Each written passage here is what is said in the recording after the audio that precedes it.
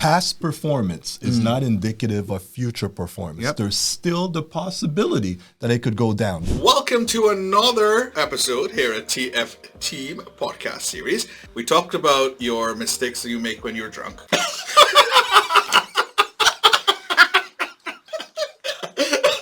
a take two. Ready? No. No. Woo! Okay, this is take number 5. Welcome to another episode here, TFT podcast series. We're happy to be here with you. We've switched positions, and that's because we wanted you to understand the market can switch up on you. That's so true. All right. Nice segue. Yes, that's why you pay me the big bucks. All right. That's why he gives me money to put in my TFSA. I declare it as income. But the growth in the TFSA is not income. So the last time we were here, we spoke about when one is drunk, like you. Don't look at me. We can make mistakes. Yes.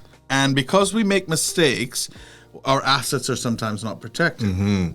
So going ahead into the new year, we're starting here, we might have investment opportunities to us.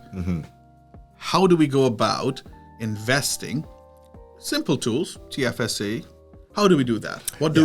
Why should we do it? And should we be investing in the market? Well, number one, if you make $1 in Canada, right? You've got that 4-letter word, tax. I know it's not 4 letters. I know. But to me, it's a 4-letter word. So why not shield your investment income from Canadian taxation? So everybody should have a TFSA. So if you've been in Canada for more than 183 days, you're a resident of Canada for tax purposes, and you've got a SIN number, you could open a TFSA and shield that from income tax. So I'm eligible to open a TFSA. Yes, you are. I've been here more than 100. Unfortunately, yes, you have been here for more than 183 days. Now, why should we put money? So you say, okay, we put money in a TFSA. What should we put in a TFSA? Oh, good question. Never been asked that.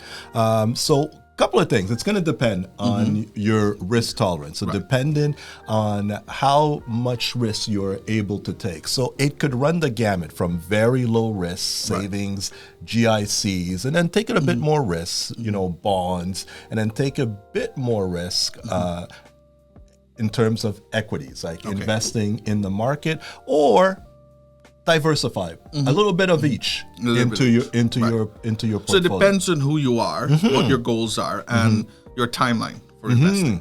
That's a very good one, yeah. And also, I think, also with your TFSA, you can have more than one. Yes. You don't have to keep one TFSA. And I say more than one because you can have different goals, right? One for travel, one for emergency, one for days when you are... Don't go there. All right. So you can have different TFSAs.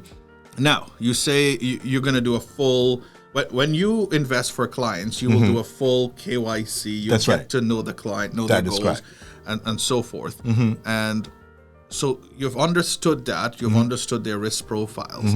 Now, people often say, okay, we're going to invest. We understand the risk. I want to invest in equities. Okay? Well, for me, I would say equities now because let's say my investment horizon is a long-term one. What stocks should I buy?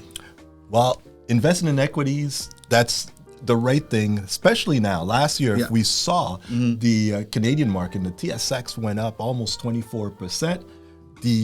On the U.S. side, the U.S. equities, as seen by the S&P 500, also went up close to 30%. And then we've got the Magnificent Seven. So if you want to, if there were stocks to think about in terms of investing, the Magnificent Seven went up 67% for the year 2024. Wow. So that's your Amazon, Apple, Meta, Nvidia. Google, Nvidia, Tesla, and I know I'm forgetting another A.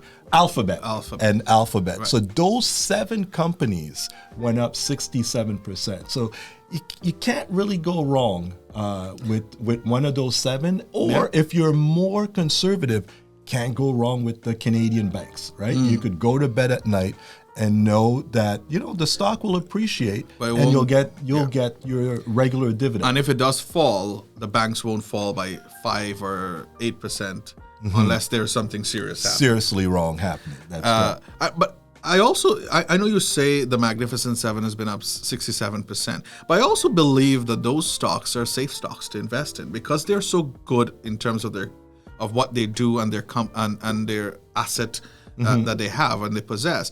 I still think it's safe investment. It might fluctuate like big margins, but it's still a safer investment because it's high quality stock. Given your risk tolerance, I would say this, yes, it's risk. But you got to remember, even though I say 67% or 24% that it did last year, past performance is not indicative of future performance. There's still the possibility that it could go down. But if you take a look over a long time, because we're investing not for a year, not for two, we're investing over a long time. If you look at an index chart, you'll see that the trend is positive for 10, 15, 20 years, and you could potentially double your money. And I'll go with you if you're invested in the Magnificent Seven.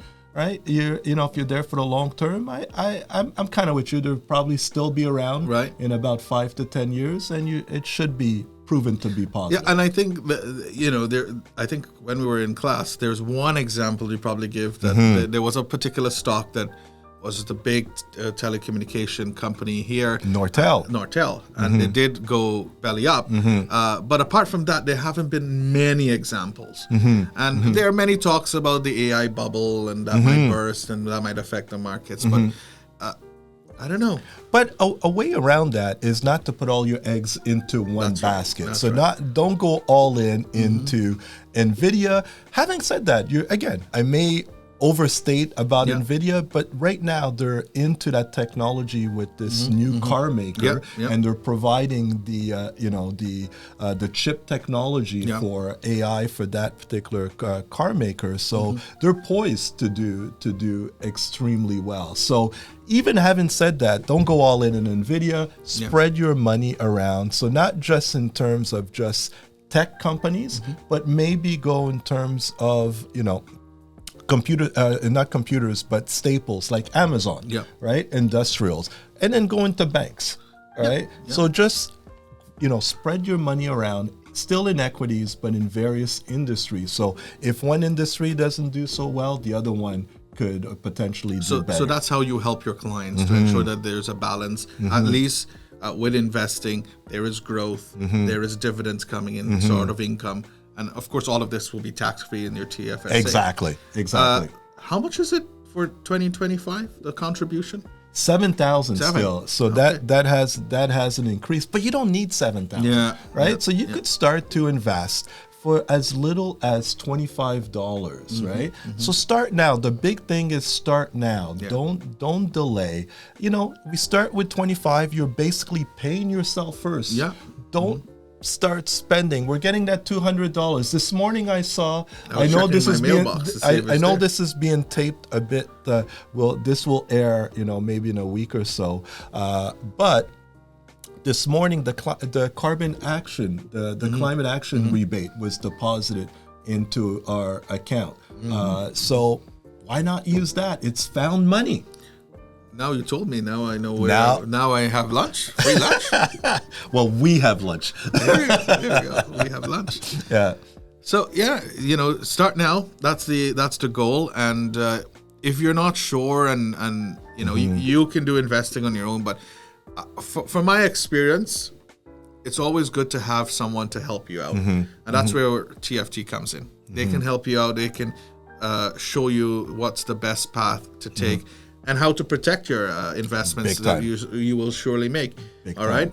And then if you want that diversity that you talk about in investing, surely you can do those recommendations and what best suits the client, right? And that's what we pride ourselves on. It's not just it's about making money, saving money, but also protecting that next nest egg. And everyone's plan, everyone's recommendation will differ because we're individuals. We're not the same. You and I definitely not the same. Right?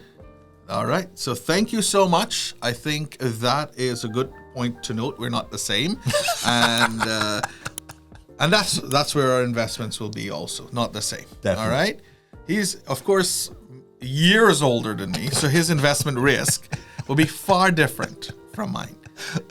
So that's, different goals, different folks, different strokes. That's it for us today. Thank you for watching. We'll be back with another new episode next week. Take care. Bye-bye for now.